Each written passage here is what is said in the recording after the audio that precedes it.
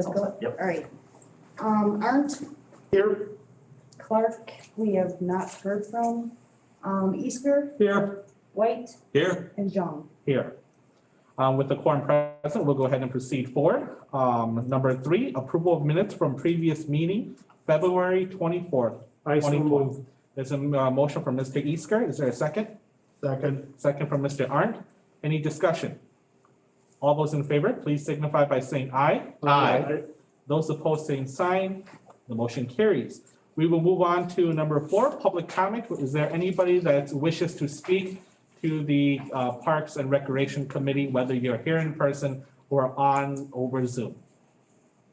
Going once? We only have Michael online. Michael is the only one online. Oh, okay. He doesn't count. All right. I heard that, Lauren. Sorry, Mike, I couldn't pass it up. There being no one who wishes to address the committee, we'll go ahead and move on to educational presentation and reports, and there is none. So we'll go ahead and move on to policy issues, discussions and recommendation. We'll start with number 5, request to place a picture post in a village park. Mr. Oscar? Mhm. This is a very new request. Okay. Never had heard of it before. Neither did I until I read the thing. And it actually came through Weston Marathon County Parks. They actually presented this is their form that I referenced in the packet. So they have an actual form that people fill out for requests for additional services. And once the director in Weston Marathon County received it, they realized that 2 of the locations that they requested, they put three different locations in with they only want to do 1 post, but identified 3 different locations that could be potential sites.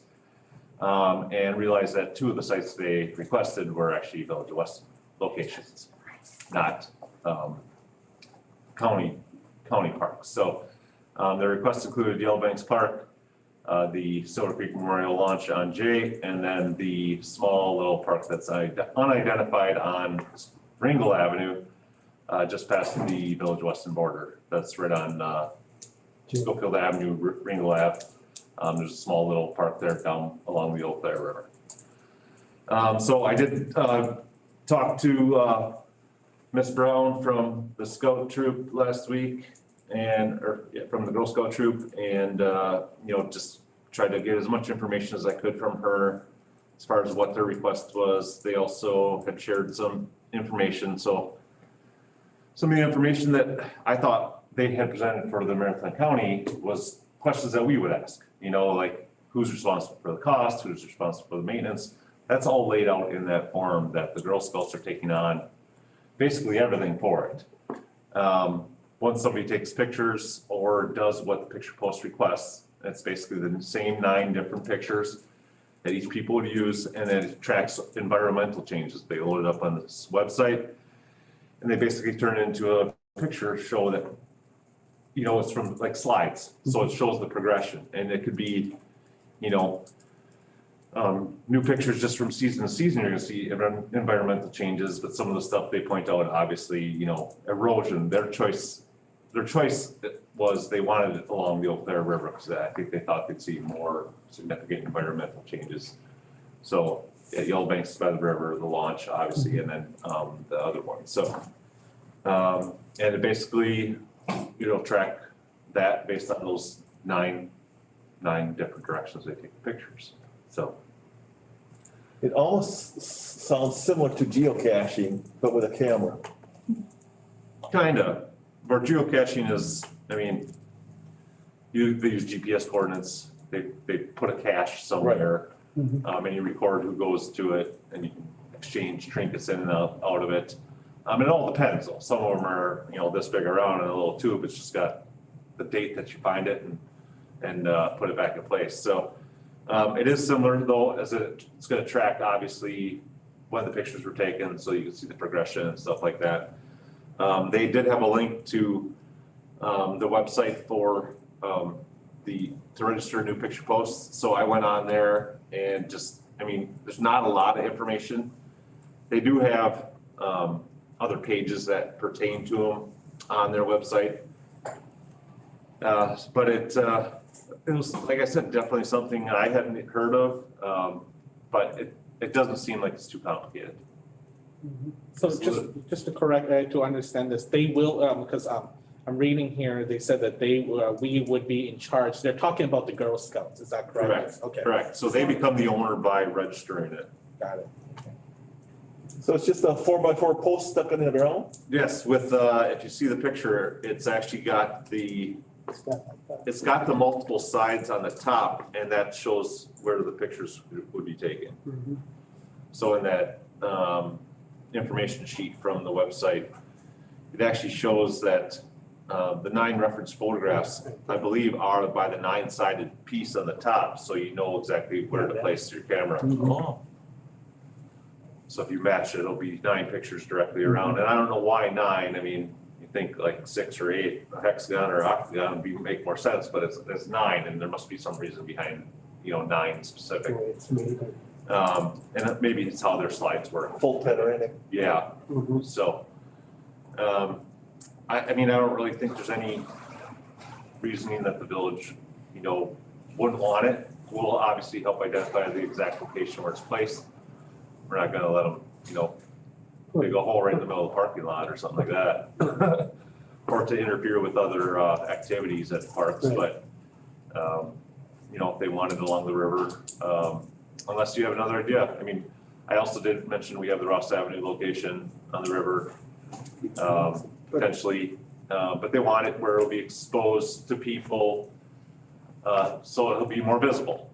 And I told them, the Silver Creek, landing would be based on less user groups, because you have kayakers, you'll have some people join the river. Where Yellow Banks, you might get a little more traffic.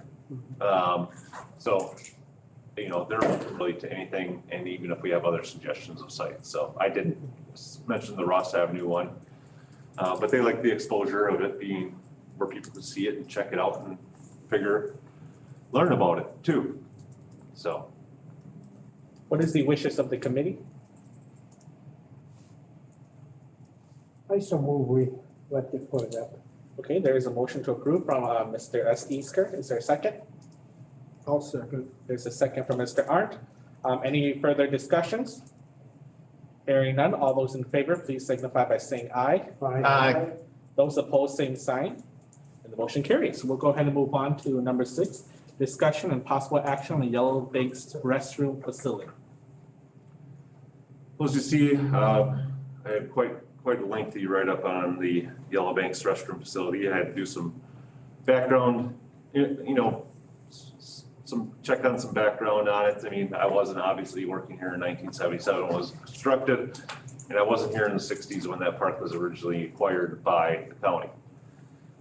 So in 1977, that facility was built for around $9,000, I believe it was.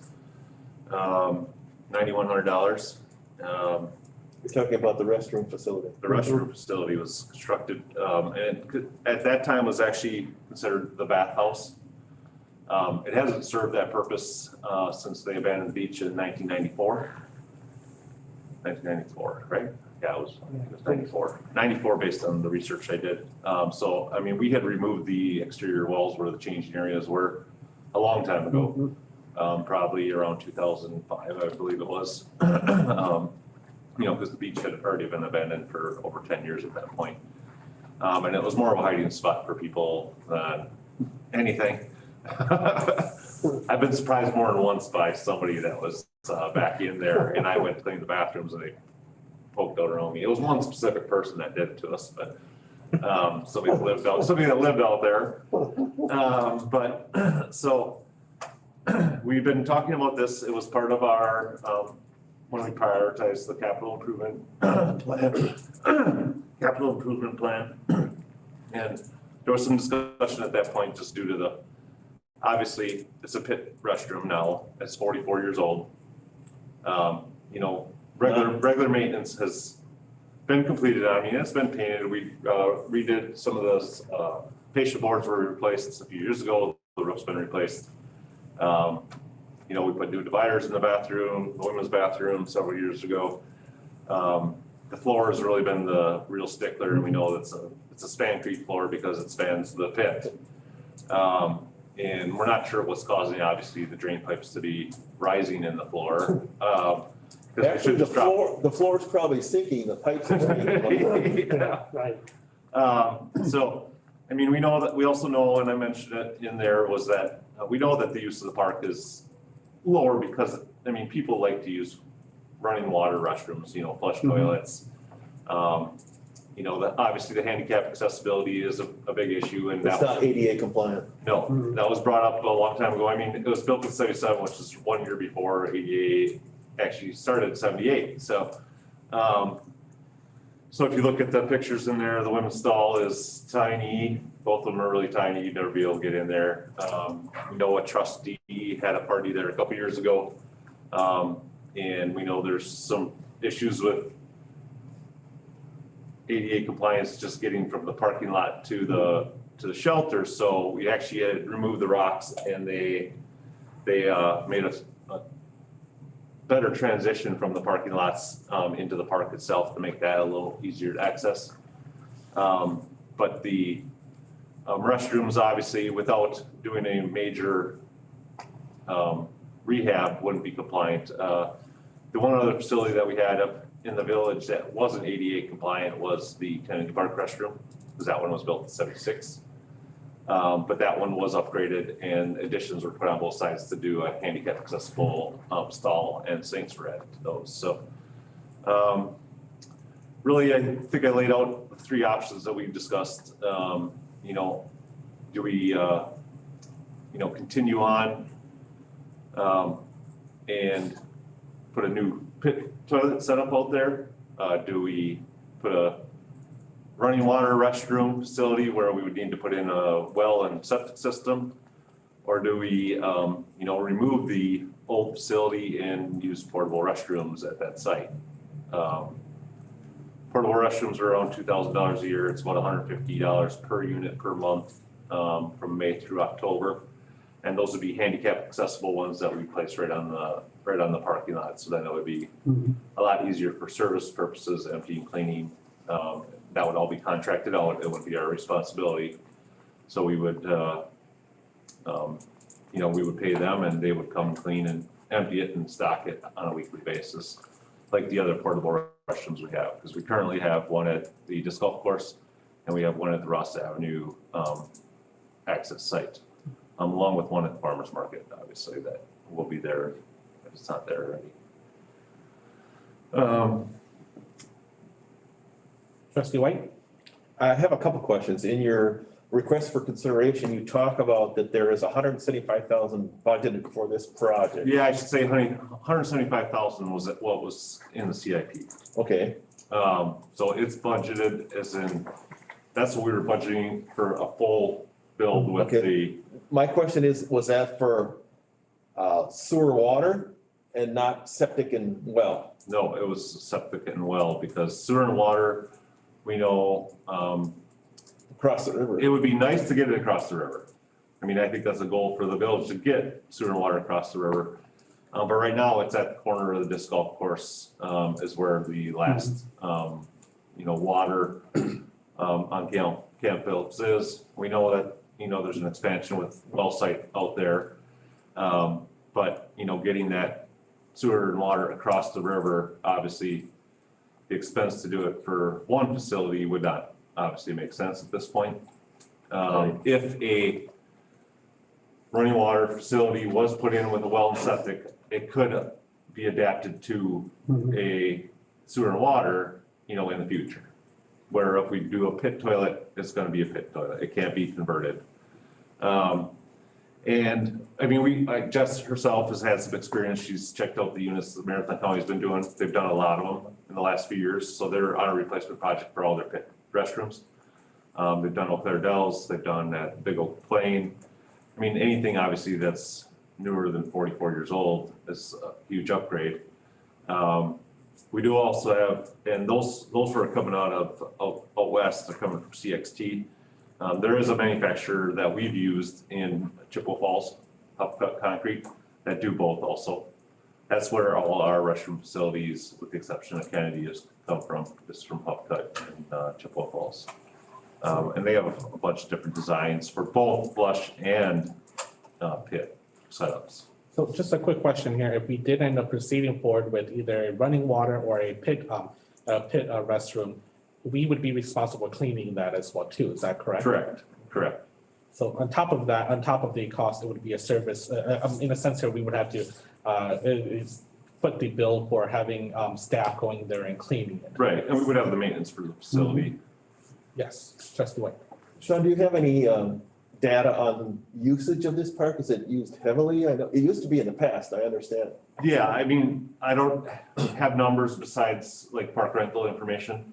We know our park rentals have gone down. Now this year we've seen a dramatic increase and specifically at that park for some reason, and we're not sure why. That one in specific, which is odd because Kennedy and Mockmuller are our two highest. Kellyland, Robinwood are probably our two lowest, and Yellowbanks is around the middle of the road for our, our shelters. So we have 7 shelters in 6 different parks. And,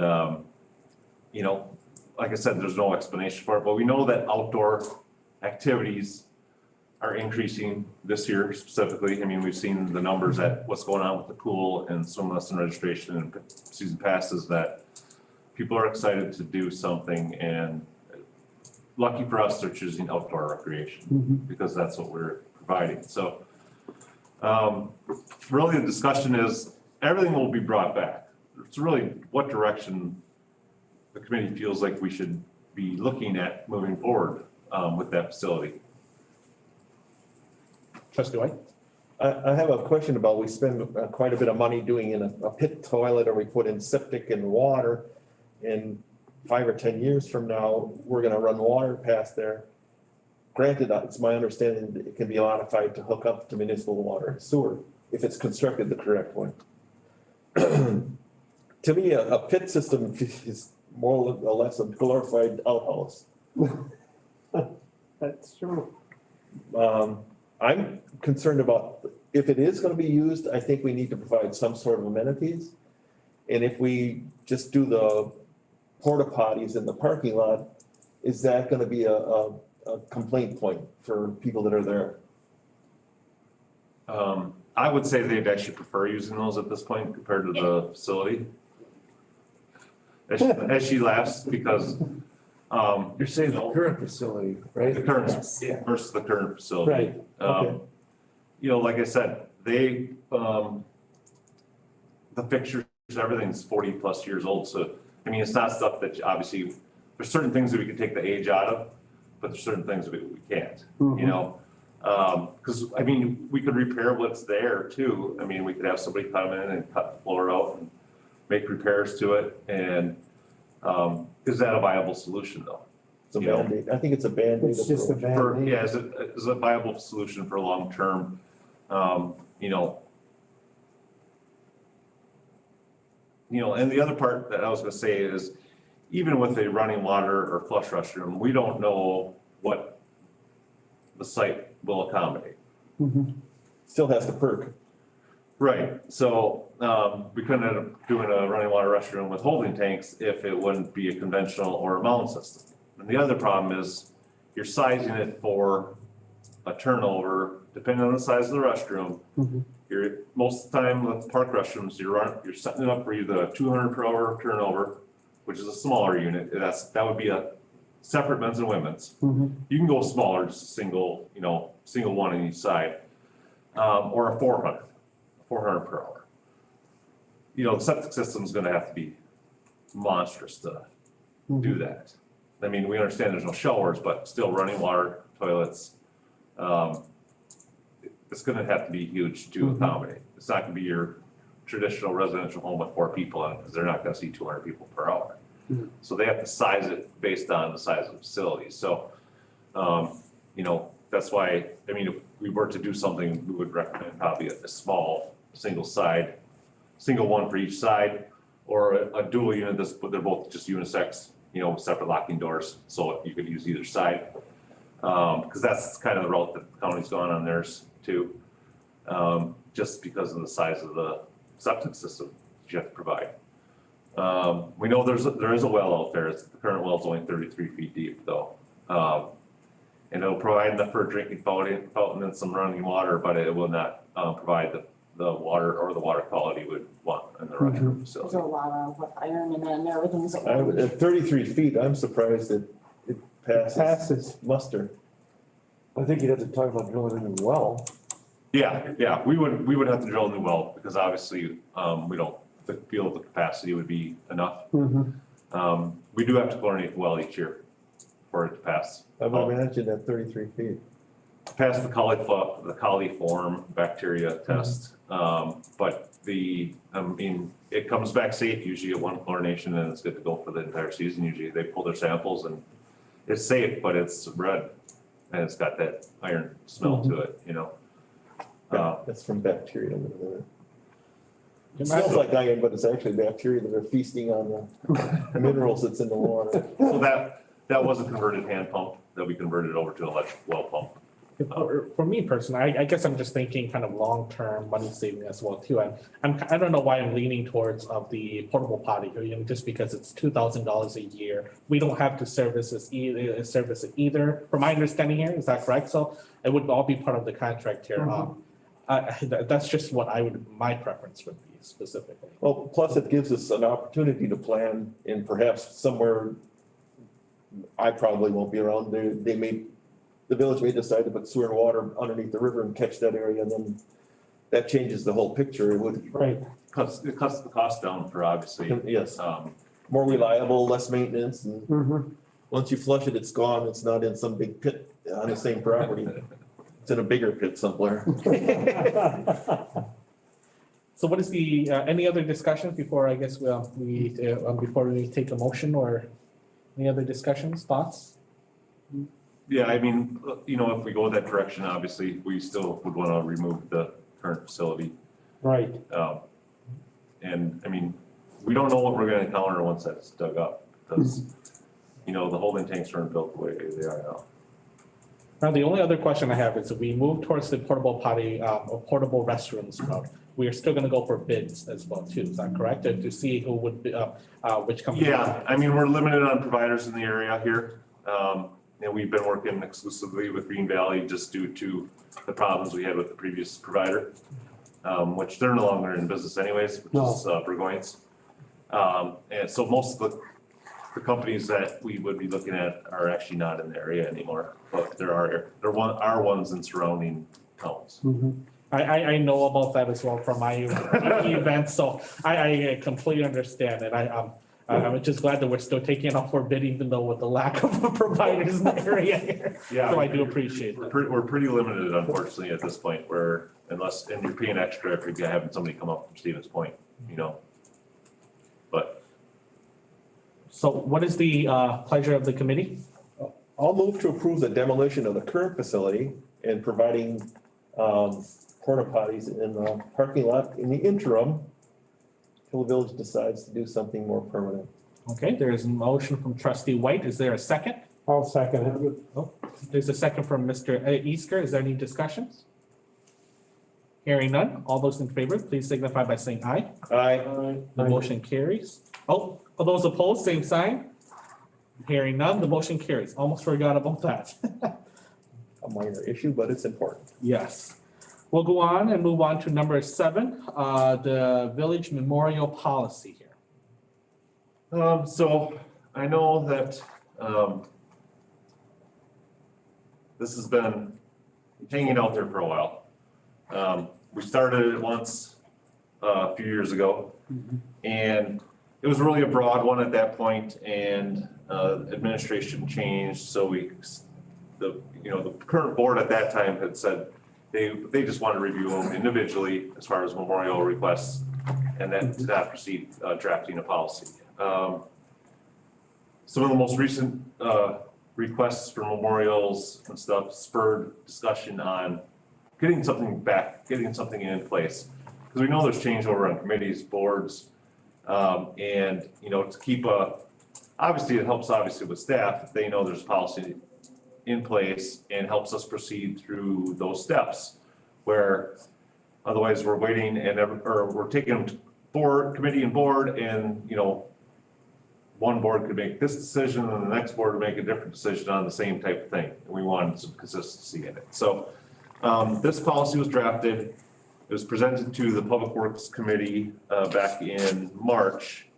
And they actually said the policy looked good, didn't have any recommendations or changes to it or anything like that. And then referred it to the Park and Rec Committee for review. Question, I think I'll direct this question to Administrator Donner. Have you had a chance to review the policy and procedure as well too? The drafted document? This is the same document that was in the, I'm sorry. I'm thinking about the item that was on our last board agenda, that's. That's the donation policy, which is the next item. This was from the March 8th Public Works, I believe is what it went to. I have to read my RFC, what I wrote in here. So it was reviewed at the March 8th Public Works Committee meeting. The first page of the policy is what we had previously in place, which the first page in a quarter is the policy that we had in place. It was pretty broad. It was just basically laid out the procedure, but not any criteria. So laid out the procedure if it had to go to Park and Rec or Plan Commission or just Plan Commission before it went to Village Board. But it laid out the procedure, so if somebody came in and asked, that to place a memorial, we could give them the procedure to get it to the committee and the board level. We obviously took it farther and then put criteria in place, drafted criteria that would basically put some limitations on it. And then also put, what's allowed in it to some extent. Obviously, we're not gonna be able to cover every request because, you get a request for a picture post that you never heard of before. And stuff like that's going to come up. So we can't predict what the next request would be. But we did put, like I said, criteria in there as far as, for memorials to people, pre-existing memorials, donated memorial items, some 10% for maintenance costs on things. Because we know that, and that, I took from other policies that I reviewed prior to drafting this. I used a collection, I think 4 different policies to, craft one that I felt would work for the village. But obviously, we're open to any suggestions or ideas or changes, based on your review of it. I'm sorry, I didn't mean to deflect the question, but I got the two things confused here, but, and I know this is actually what was refined following the request for the bench at Kennedy Park, right? Or not the bench, but the Law enforcement memorial. memorial right off of, Jelinek, right? Yeah, Yeah. Because at that time, we didn't have anything in place. right. And then when that one was brought to the board, that group, just did do $2,000 to cover future maintenance on it. And that brought up discussion of what do we do with other memorial items? And I mean, that's in this policy also that, it's that the village will maintain them to the best of their ability, but if it comes to the point where it's not feasible or a viable option, that it's not something that, We're obligated to keep until yeah, so it's not in perpetuity like anything that you would the have. sun goes dim. Right, so, that's, it allows some flexibility. And we did have the memorial bench recently, that was, for the Hetty Jaeger. So that, and this policy's basically just been hanging there since it went to Public Works and it was referred to Parks, so. But this is our first meeting since February of 2020, so, I wanted to make sure we had a substantial meeting agenda and that, we were, tackling some items that have come up. Because everything else has pretty much been going through Public Works and the board or board directly. Just still, the idea was limiting some meetings, over the past year. So after reviewing, I didn't have any objections to it, but the question I just wanted to ask was, if Administrator Donner had any objections and whether if this is something we need to have our attorney review as well too, just a thought obviously as well. Well, it's the referral to the attorney is in the RFC. Oh, okay. So I move to recommend to the Board of Trustees to approve the memorial policy and forward to the village attorney for review. So there is a motion from trustee White. Is there a second? I'll second it. There's a second from Mr. Easker. Is there any further discussion on the policy? Yes. Just a question. I know there's a military memorial clause here, so I guess kind of in response to your question, I mean, I guess it's certainly on a step above what we have right now, which is really nothing. So anyway, Sean, when we had the request or the proposal for the military park thing for the Patriot Auto. Yep. Would that have fallen under this policy or was that a little above and beyond? Because that was actually a It's on private property. proposal to create a park on private property. Anyway, that probably wouldn't have fallen under this policy, I wouldn't think, right? And then, No, because they were not donating a memorial to us. The village was gonna have to pay for it. yeah, We were gonna have to pay for the aircraft, possibly it's pay for transport. restoration, pay for maintenance during the entire agreement, because a private person cannot enter an agreement with them. It would have been the village entering an agreement to get it here. We may have to build the stand. It was, well, as we know, it had its challenges. yes, that was a different situation. Yeah, all right, so that's just for my own clarification, understanding that was an unusual or unique request, I guess. So just a question here as well. I guess when we're talking about this, it just brought it up in regards to military memorials. I know that there are some wars that other individuals view, have different perception or perspective of that war specifically there. I guess if there was a time that came up where there was a group that was that wants to put a military memorial, but it was controversial a controversial incident, controversial because individuals in the community may not support it, and some may support it, et cetera, hypothetically. Does this policy here also allow us the right to deny that as well too, or? Yeah, this is just the policy. I mean, really, the village board still has the ultimate decision if this. Just If wanted to be it's a sure. big- Yeah. I would hate for us to just get into that very, into Yeah. a mess like that. For sure, and I mean, it does say that if there's other memorials existing already in the county, we're not duplicating them. So you have the one in Rothschild, you don't wanna duplicate that, for the exact same reason, so it at least, you won't get multiple ones for the same thing. And we know that it's obviously better if you have one, because then the funds or anything that's raised goes towards one instead of spreading it out, amongst many, in the area. So. All right, well, there's a motion, there's a second. Any other discussions? Hearing none, all those in favor, please signify by saying aye. Aye. Those opposed, same sign. The motion carries, and we will move on to number 8. Discussion and possible action on village donation policy here. So, at the last village board meeting in April, we had a request come in for somebody that's hosting on a volleyball fundraiser for St. Jude's.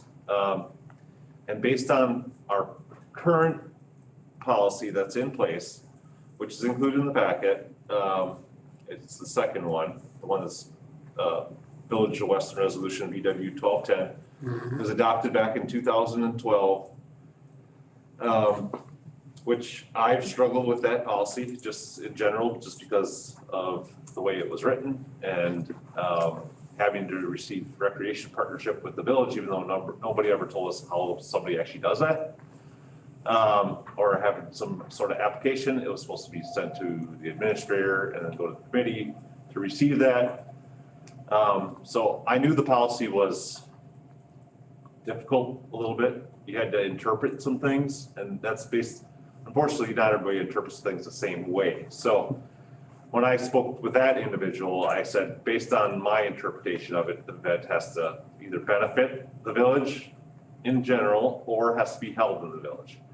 Well, we know the current request came for an event that's actually been held in Weston, previously held at Wiggly Field every year for the past 7 years, but this year, because of the COVID situation, they moved it to an outdoor facility, which is Hutch's Bar on Stewart Avenue, where they have outdoor volleyball courts.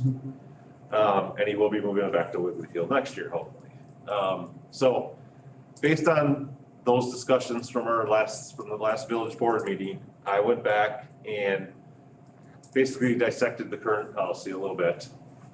Brought some things in there that were mentioned at the board meeting, like allowing the director of parks some leeway as far as donation of aquatic center passes, and that really just limits it to the daily passes, not season passes. I can't donate other village equipment to people, labor, none of that, without approval. Nobody can, unless we get approval from the village board.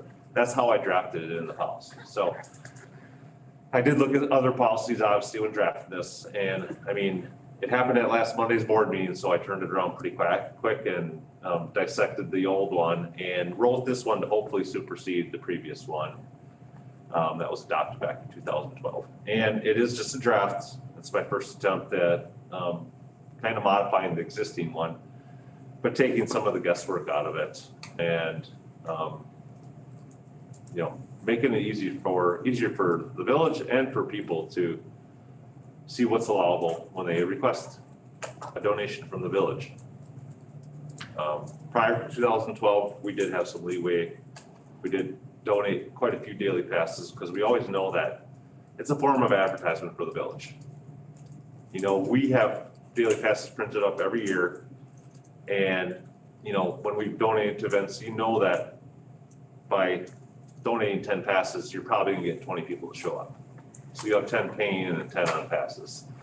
You know, so just some of that in mind. We used to donate family passes every year.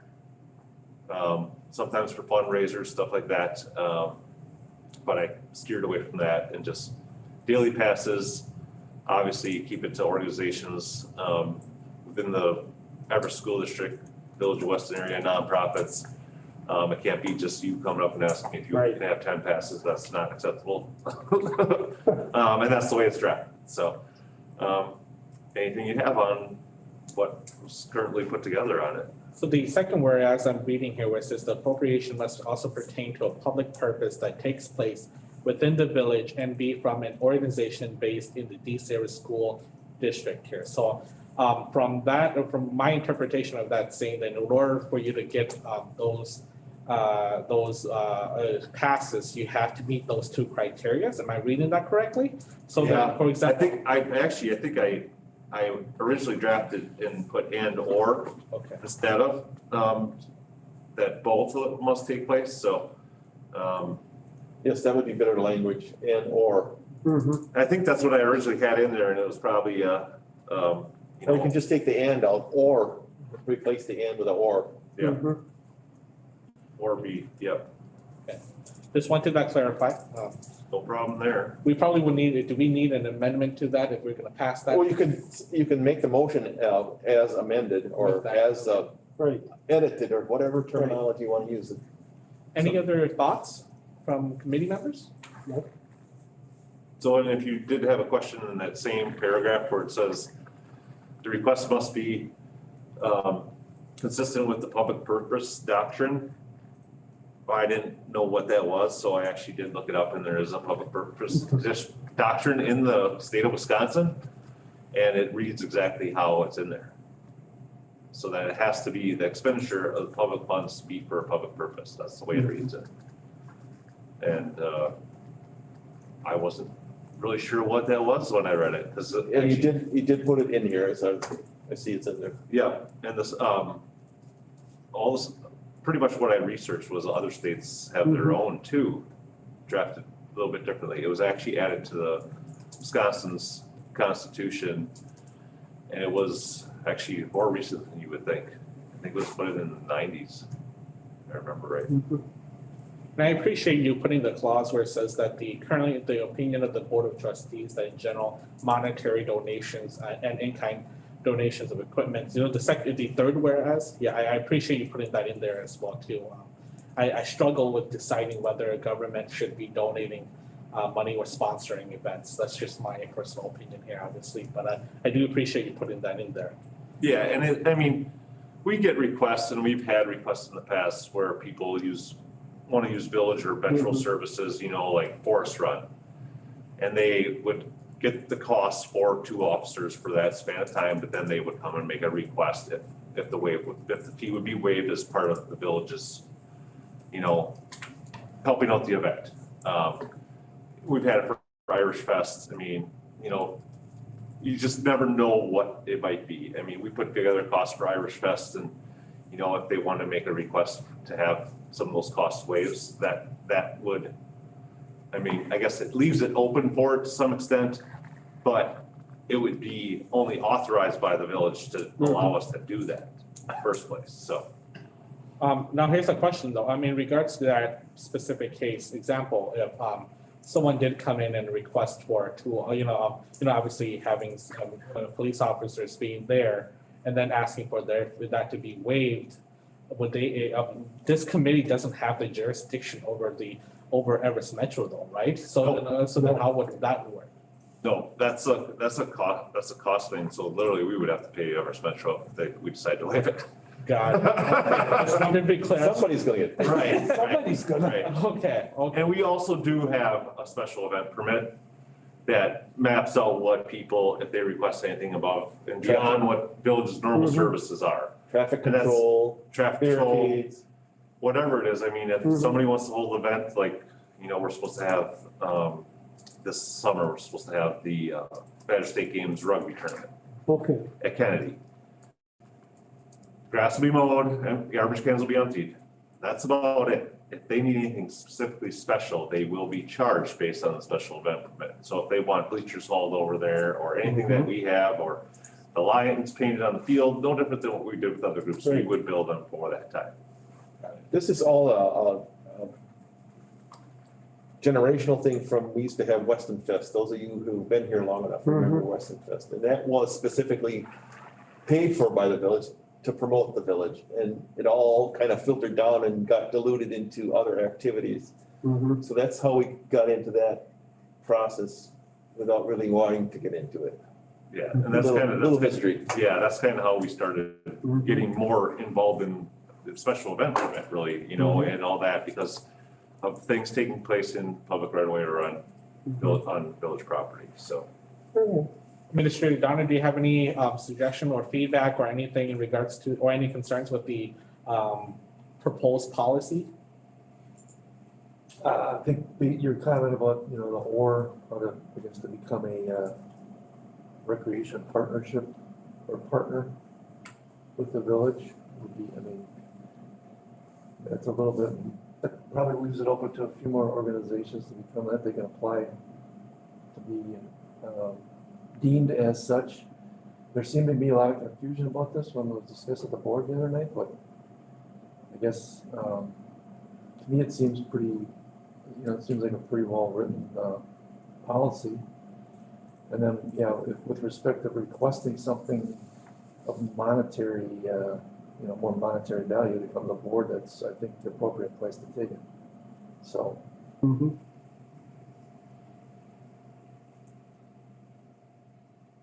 Any other thoughts, concerns?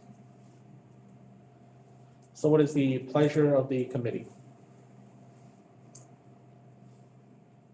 when it's sent to the village board, Yes, I think, I so move we send it to the village board As as it changed.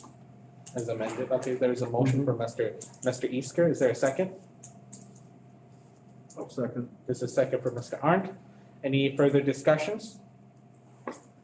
Hearing none, all those in favor, please signify by saying aye.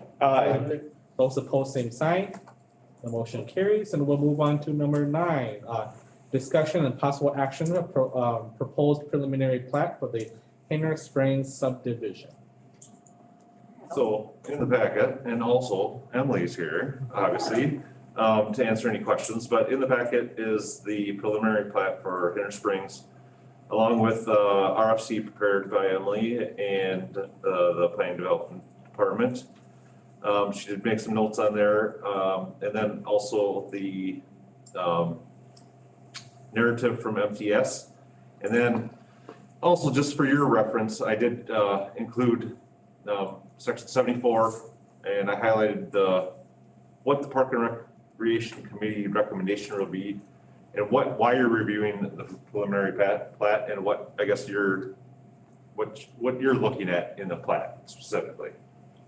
And it's really based on village recreation needs.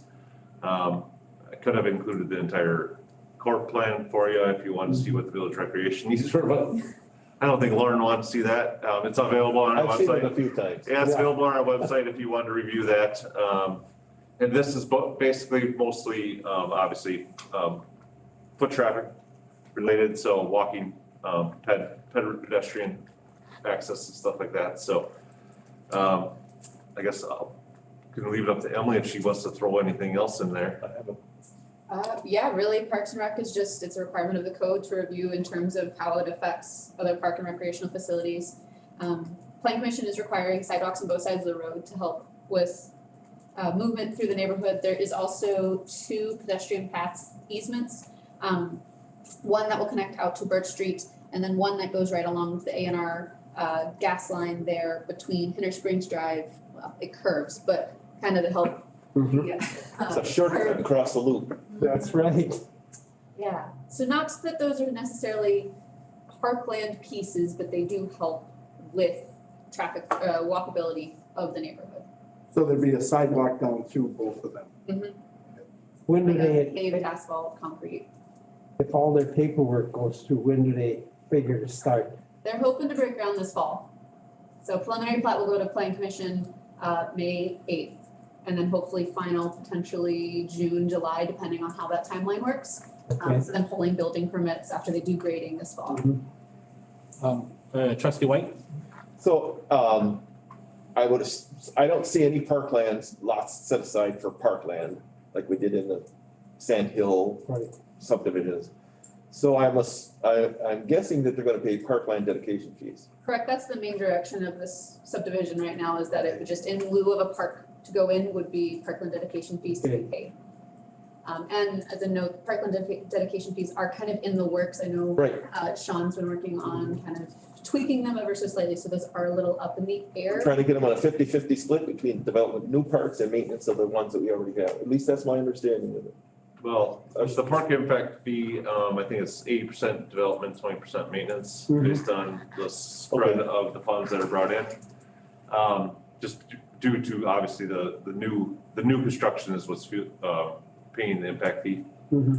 I mean, by looking at this plat and we know what's coming, and I think with the Swiderski one that was approved just directly east of that, you know, we may want to be looking at our corp again. Because our recreation needs served south of the highway in that area right now is by a 2.5 acre park, Sand Hill Meadow Park. Huska Park? So, I mean, it's something that we may want to look at as far as, you know, if there's a future. We know there's parkland dedication fee funds here. Unless you thought we wanted property instead of the fee. But it may be something that we want to look at on our corporate for future planning. You know, if there's any reason, if we know there's more development going to take place down there, you know, if there's for future recreation needs. I mean, There's a lot of questionable property down there though too, as far as what you can build on and what you can do. Trustee White? So I have nothing against parklands, but as far as I know, the village has lots of parkland. Mhm. In particular, Prohaska Park that has been in the works for 5 years. 2017 was purchased. Right. I believe. Time flies when you're having fun. Yeah. So I think that was one of the reasons Prohaska Park was purchased, was to try to provide a larger recreational facility for those properties that are south of 29. I'm in favor of not, you know, I'd rather have the money than the land, because first off, more land, more maintenance, more people. And I think we have, not to say that you can't handle more, but I'm pretty sure you would like to have a breather. I mean, thank God for part-time summer work. Yeah. But I don't have any objections right now. on the plan commission, as Emily mentioned, we, in the documentation here, it talks about sidewalks on one side, but the plan commission says both sides. In her RFC, she mentions that sidewalks are required on both sides Right. of the street. I'm not sure if it's from MTS or what it's from, Okay. but there is a mention in MTS about, Apologies, in their narrative, I apologize, I did pull their concept one, so that is a slight tweak, but at the Right. last. just so the committee is where the plan commission is pushing for 5-foot sidewalk on both sides both sides. and, or a 10-foot on one side, which really doesn't make sense. The motion of the March Plan Commission was for both sides, and that's what they will. And they were gonna Plans will show. modify the curbing to try to mitigate some of the cost of putting sidewalks on both sides. Director Wadowski, did you have something you wanna bring, did you want to mention something? Yeah, I guess I was just waiting for a break in the action there, but just I know in talking I know in talking with the developer, they're looking to they had posed the question of if there was something they could do besides paying the Parkland fees. I know one suggestion was looking at outlot number 1 there, and I guess Jess, if you go to the screen or page 37 of the packet. Well, that page just keeps That's wetland. scrolling straight down. It's on the bottom right there. Yeah, so outlot number 1 is likely where the storm pond for the subdivision will be.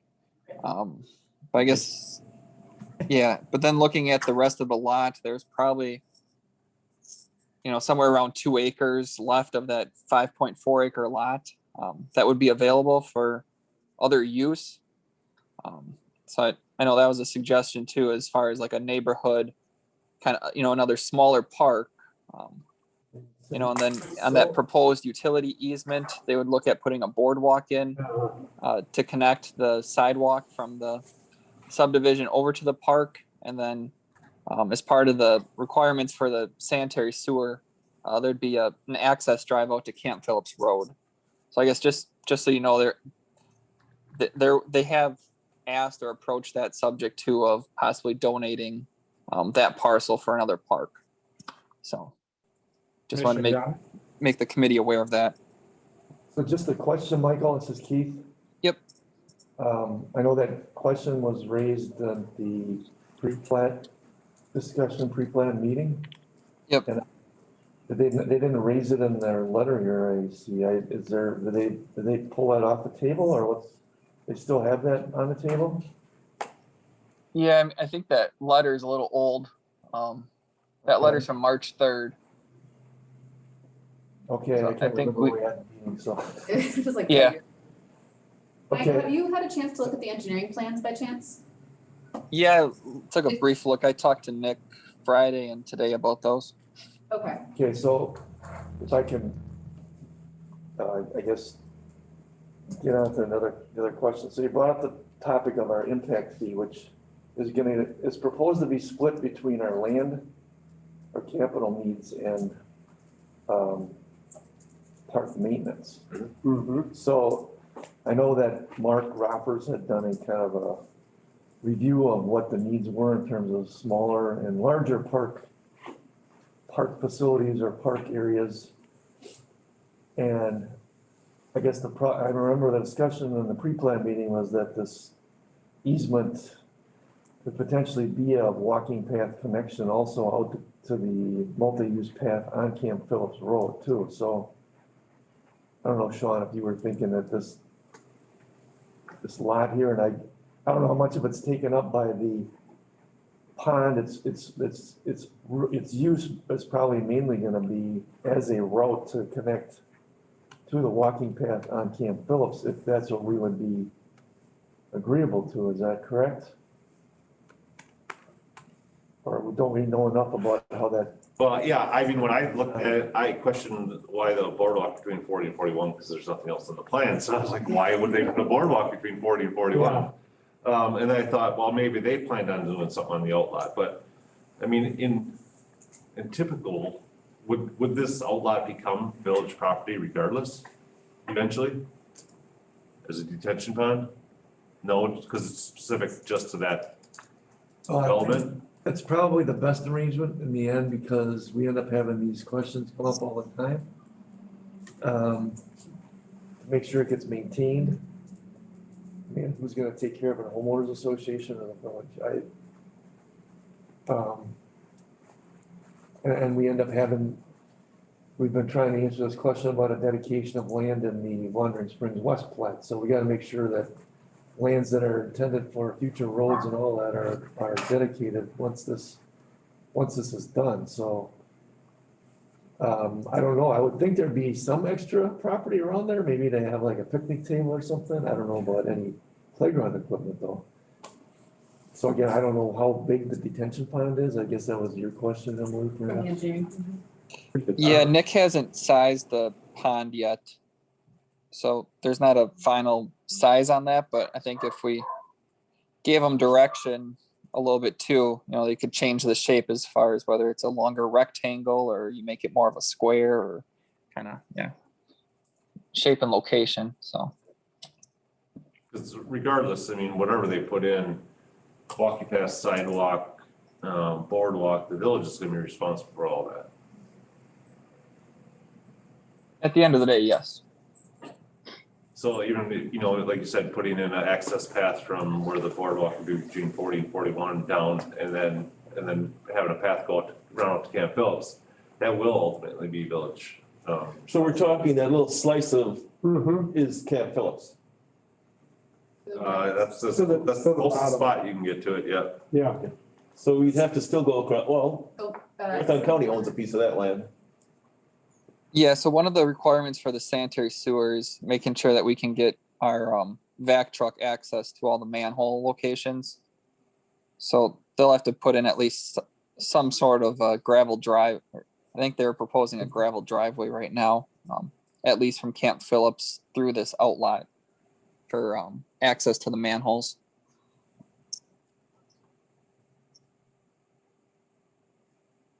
That's because the sanitary is actually going out to Camp Phillips, right?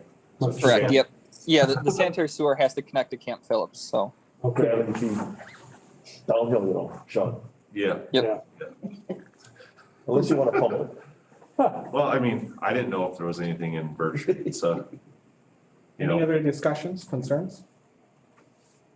I guess since we're bringing up this discussion, I mean, and Lauren nicely pointed out, I mean, we have been obviously stumbling on moving forward with Prohaska. And maybe it's time to develop a master plan for that property so we can start moving forward with some development and we know this is a huge one. With the SUV Swiderski one, we have some properties that are going in place and adding to the needs. Recreation. But we don't need to add necessarily more property. We We don't do have need to.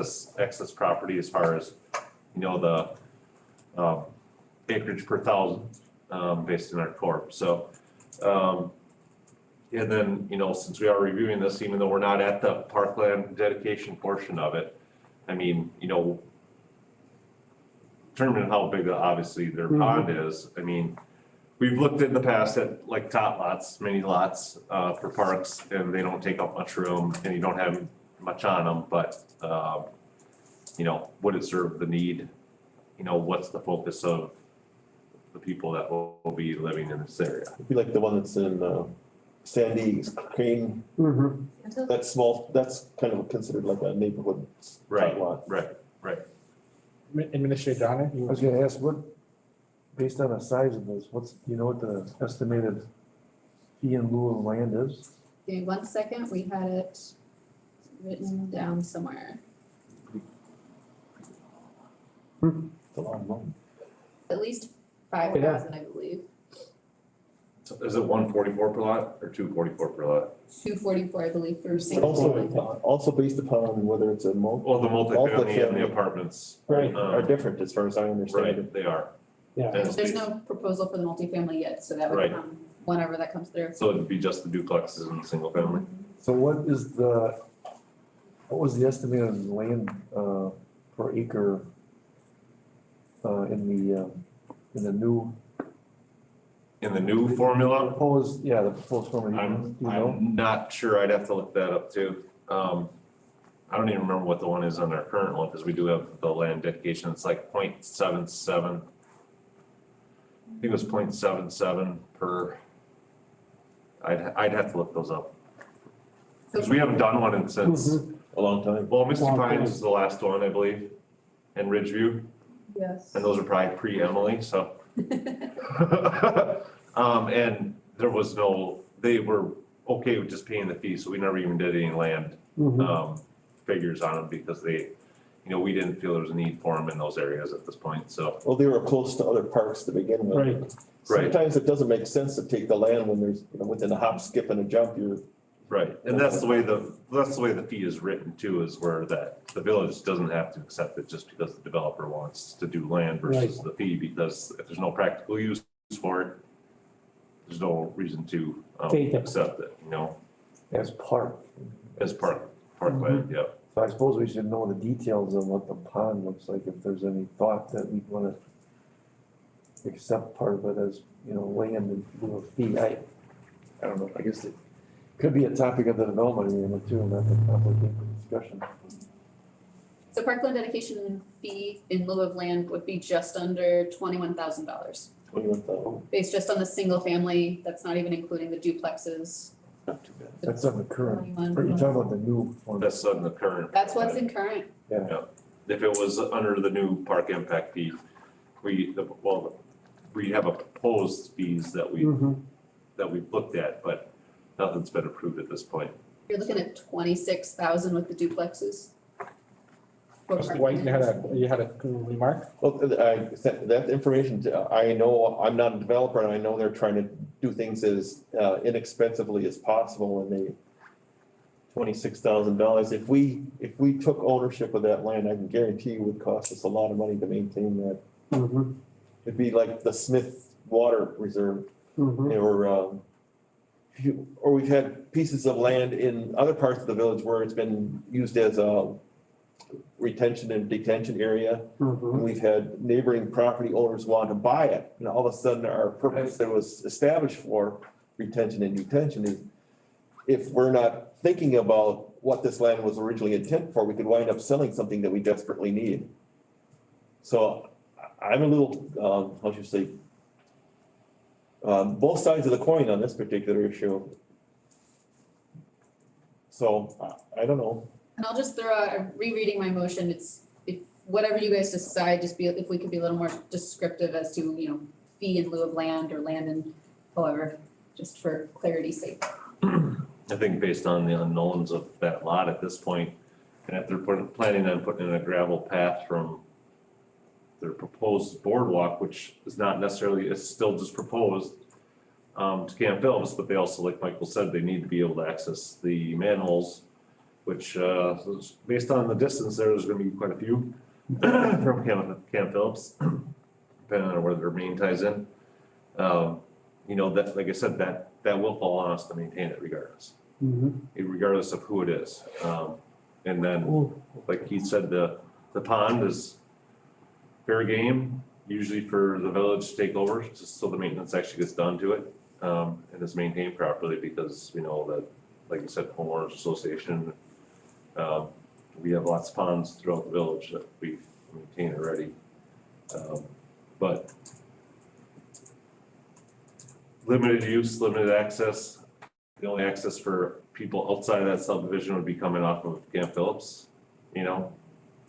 I don't know if it's, would be, you know, available really for any additional development besides a connector for that neighborhood to Camp Phillips.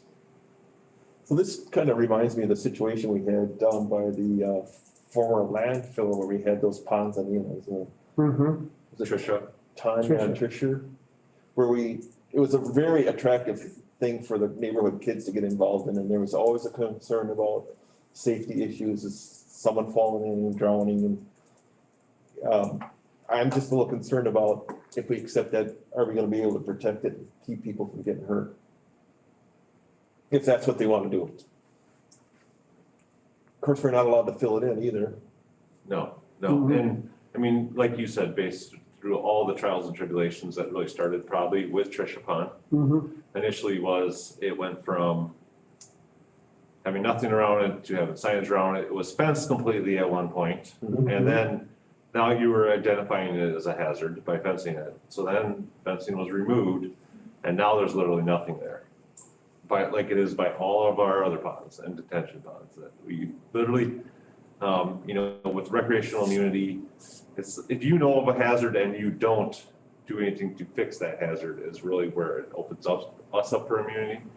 So it's all depends on what you consider a hazard and what you don't too. But based on previous discussions and times we've gone through this over various places, the best thing to do really is nothing at this point.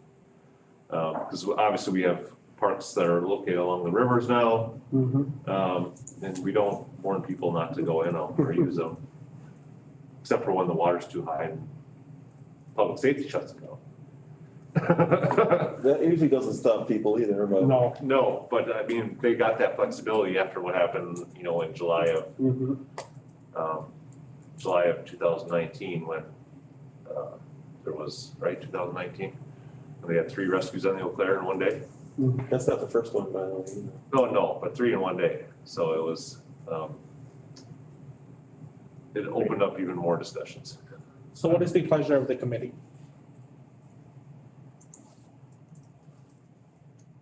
I have a question for Emily. Is it necessary for us to take action at this meeting?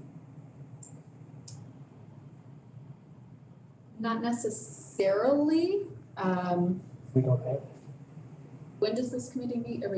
Whenever you guys? Typically the fourth Monday of the month. Okay. That's what our regular schedule is. It's I been on guess- an as-needed basis. I guess if they're taking it, the preliminary plats plan commission this in May, that would be preceding the village board and our next meeting.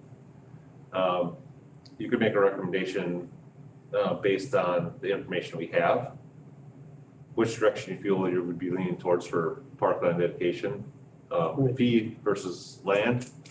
And since, that boardwalk between 40 and 41 is really just they may propose, I wouldn't make any recommendation on that at this point because it's all preliminary though. I I mean, think these are all, that detail is probably gonna come up as they negotiate the development agreement. yeah, And you're just providing a recommendation to Plan Commission. Plan Commission could say, yes, let's do a circus park with elephants out there, and that's what would go, so. Okay, maybe not, but. You've been at too many plan committees. Okay, that's like 9:30 at night discussion. Right? I'll stick my neck out. I'm gonna move to accept parkland dedication fees. There's a motion from trustee White. Is there a second? I'll second it. Second from Mr. Easter. On the question, hearing none, all those in favor, please signify by saying aye. Those opposed, same sign.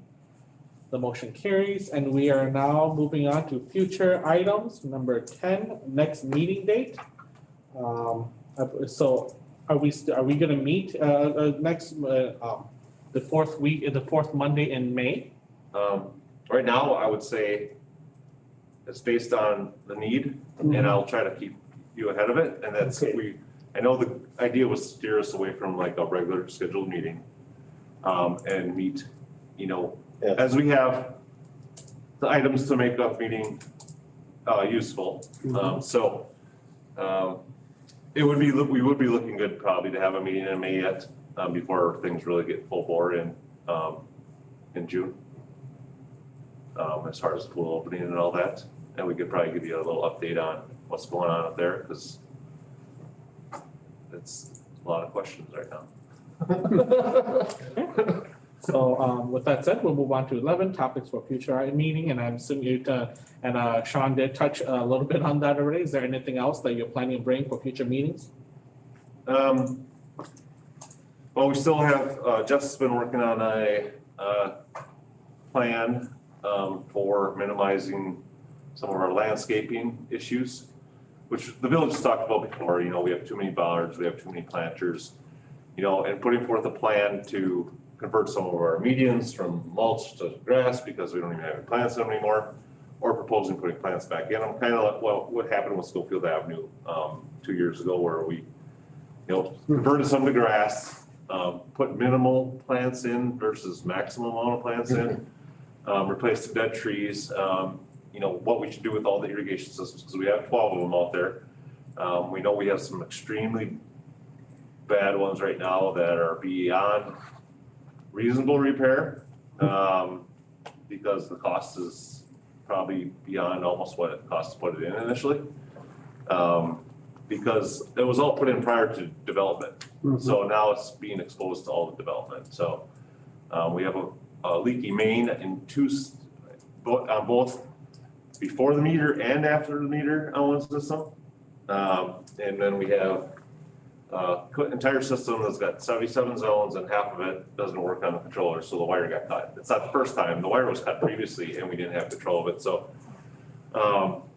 And so, I mean, so she's identified those issues in what she's drafting and is trying to lay out, how to move forward with minimizing some of the maintenance, minimizing what we have out there, but also still making it aesthetically nice. And then also based it on somewhat of a timeline where, you know, if we redo the landscape, we want to have the irrigation there for a couple of years to establish the new grass, establish the new plants, and then maybe abandon that irrigation system. So that's a project that I know Jess has been fighting off bits and pieces throughout the entire winter, you know, but it's, I haven't got, put in any input on it really. I mean, we talk about it, but I haven't really reviewed the plan, but it's something we need to move forward with as far as that. And then, like I said, we'll probably be talking about the upcoming season at the Aquatic Center to some extent. I do send a report out on a monthly basis, but you know, right now we have crunch time. We're literally less than a month away from filling the pool, and we don't have a new pool surface yet. Yes. I know you're gonna give it, you know, it's gonna say the surfacing and all the maintenance has been done or is gonna be done by the time you fill it. Well, we're given a target date to complete it, and unfortunately the weather has been hampering them. What, So- you don't like snow? Not outdoor tiling and outdoor mortar work is really bad in this weather and the wet. So, and since that's pretty much everything they're doing, they showed up last Monday at 7:30 and left by 10:30 and didn't come back the rest of the week. They weren't What here did you today. say to them? What did I say to them?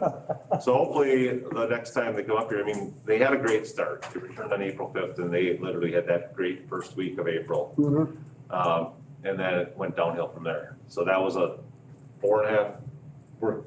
They worked 4.5 days that week. Then the next week they were down to 3.5. And then the next week they were down to like 2. And then last week it was like 3 hours. So I think that's probably going to be the biggest holdup for us is that, you know, they need to get done for us to do what we need to do. But, and then if you did read my report, you got to read about what happened in the ceiling of the aquatic center. So we had a water line valve, basically corroded and broke in the ceiling. And it was running in the ceiling for 2 hours from the time we turned it on till we just saw it running out of the light in the cracks in the drywall.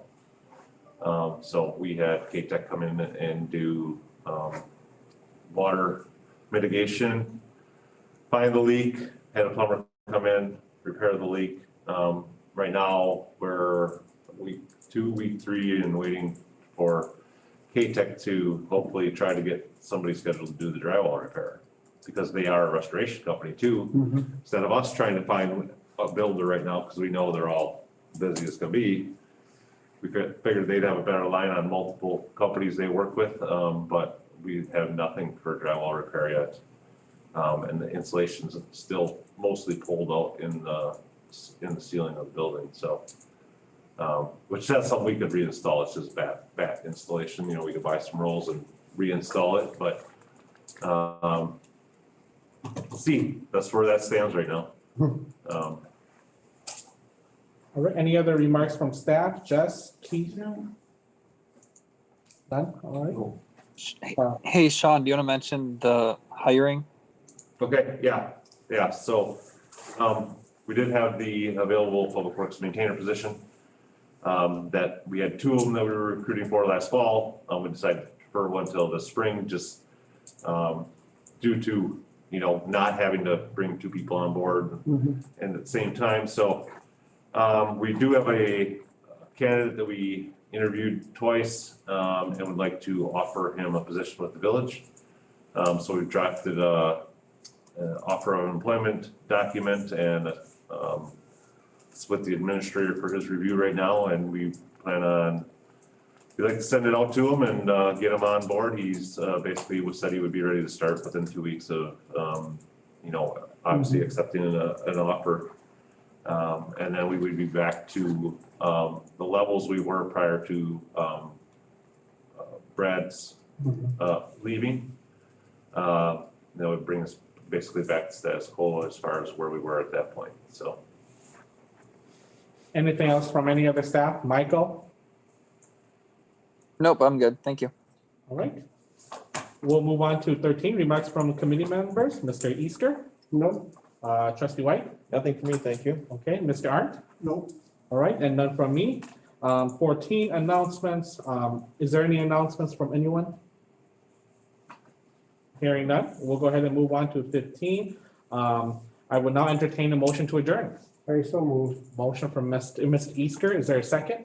Second. Second from Mr. Arndt. Any discussion? All those in favor, please signify by saying aye.